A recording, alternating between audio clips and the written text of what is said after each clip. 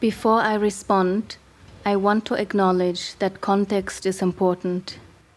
The local conditions, movements, politics, struggles, and joys of various artistic communities are, of course, different from place to place.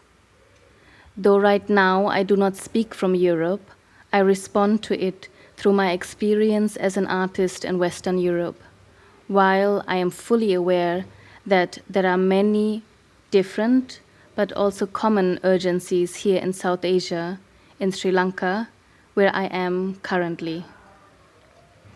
This question urges me to talk about why art at all before my further response to it. Because it needs this reminder to myself to think about the role of art, of dance, the performing arts, in society, and then what spaces I desire for them to fulfill their potential. To me, art gives the possibility to create little worlds in form of pieces and artistic practices, which offer a different angle to the way we look at life, but also the way we exist, engage, connect, and as a dance practitioner, be in our body. I'm completely in love with the process of art making because it allows for deep reflection, for questions, for conversation on what it means to be. It allows us to grow as human beings and work in theory and practice. I crave for a future where the process of dance and performance making and the philosophies they contain to be equally valued and supported as the final product. I crave more understanding of what a practitioner needs, not only for their pieces, but for their practices, to learn about and from them, to develop, to explore, to question, to let go, and come back to them again and again, to give it time in order to genuinely engage with them. I often experience the most sincere and tender reflections are found in the artistic practices. And I strongly believe that the performing artists' contribution to not only their scenes, but to society lies within the passion and sincerity of their practices they so often spend a whole lifetime with. And I want to see a future where more resources in form of time, space, funding, and visibility is given to that aspect of their work, equally like a final product. I crave a future where artists of all backgrounds receive equal opportunities to focus on their work, the choice of what is in the center of it, and what they engage with.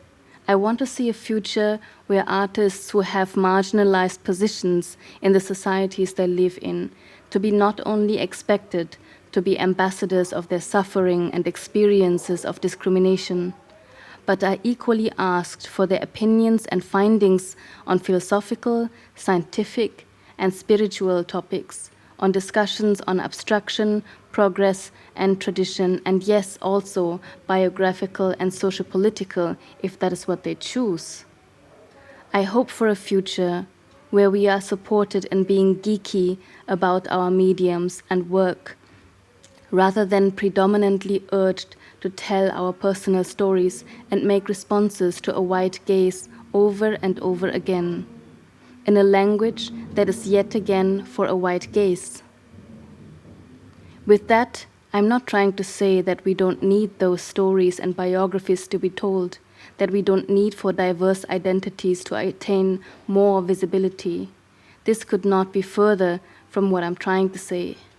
But if we would give in to these requests, we would make the same piece over and over again. We are kept on the surface as practitioners rather than being encouraged to go deep. Inclusiveness needs so much more than this. Decolonizing needs perspectives and insights on art and science from various lineages other than the Euro-Americentric. This work takes time, in-depth engagement, and support. These decisions on one's artistic work should be choices. To me personally, that is what it would mean to be equal.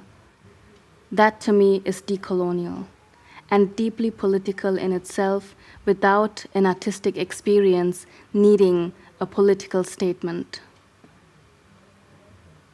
I crave for more intersectional discussions, for transparency about structures, acknowledgements on class disparities, and more efforts and support to make artists of working class backgrounds to feel encouraged and safe to enter and be part of the art scenes and institutions, whether educational or cultural, and for a more diverse audience in every way, but especially class-wise. I crave for a future for artists to be in less vulnerable and precarious living conditions, and strongly hope for a basic income, as well as equal considerations as freelancers like other working civilians when it comes to things such as medical and economic needs. And I hope for a future where artists get more involved with other fields and contribute to methodologies of knowledge production.